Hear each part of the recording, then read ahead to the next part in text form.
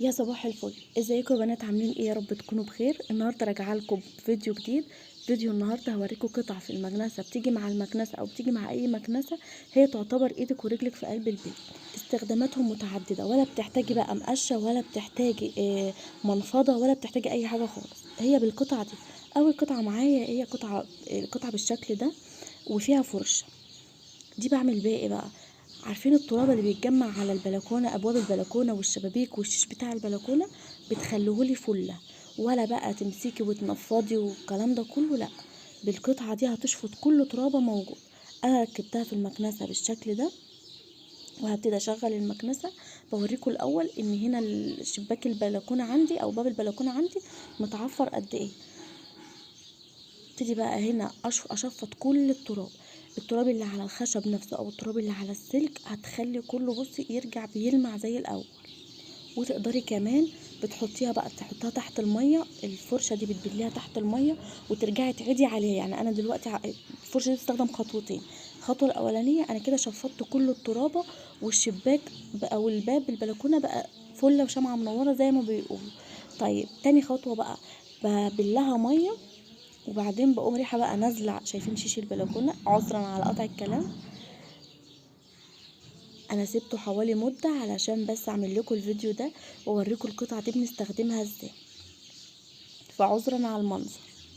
نرجع بقى الفرشه دي برضو بحطها في قلب الميه، وبرجع اركبها تاني في المكنسه، وبعيد على اللي انا عملته. بتديني لمعه بقى. يبقى اول خطوه انا شلت التراب من على باب البلكونه او اي منطقه عايزه تشيلي منها التراب. تاني خطوه بقى بلمع بيها.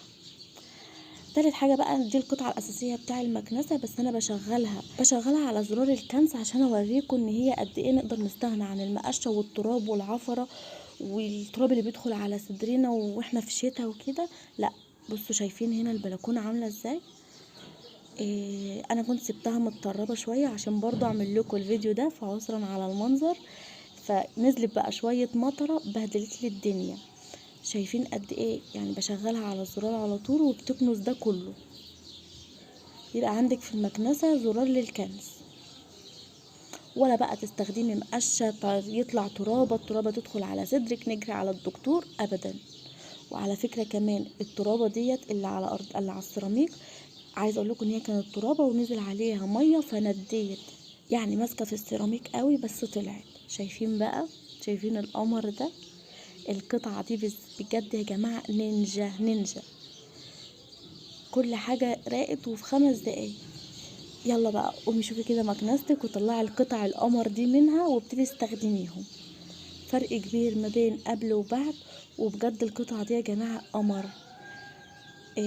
نضفت لي كل حاجة بدون مجهود وبدون وقت كمان، يعني يعتبر ما خدتش وقت معايا. نيجي بقى للقطعة ديت. قرأت كتير اشوف ايه استخداماتها لحد ما عرفت ان هي بتشفطلك كل الاتربه اللي موجوده على الركنه او الانتريه او العفش بتاعك، بتشفطهولك.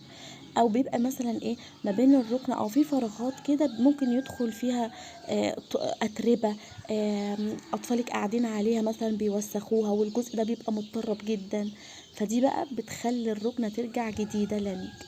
ركبتها برضو وابتديت ان انا اشفط التراب بالشكل ده.